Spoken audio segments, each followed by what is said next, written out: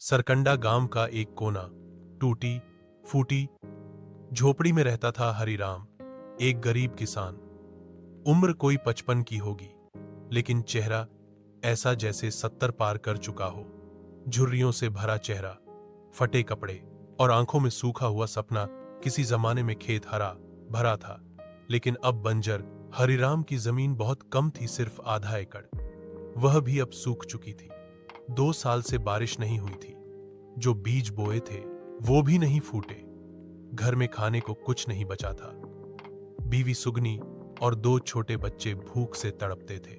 हर सुबह हरिराम खेतों की ओर देखता, जैसे वहां से चमत्कार निकलेगा, लेकिन वापस खाली हाथ लौट आता। घर में चूल्हा कई दिनों से नहीं जला था।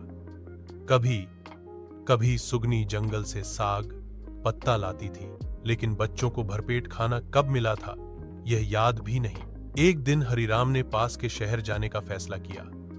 उसने अपनी पुरानी धोती से एक झोला बनाया और उसमें सूखे चने के कुछ दाने रखे, जो घर में बचे आखिरी अनाज थे। शहर में मजदूरी की तलाश की, लेकिन किसी ने काम नहीं दिया। वापस लौटा तो देखा बच्चे चुपचाप पड़े थे। सुगनी की आंखों से आंसू बह रहे थे। बड़ा बेटा बेहोश पड़ा था, कई दिनों से भूखा था। हरिराम की आंखों में अंधेरा छा गया। उस रात हरिराम गांव के सरपंच के घर गया।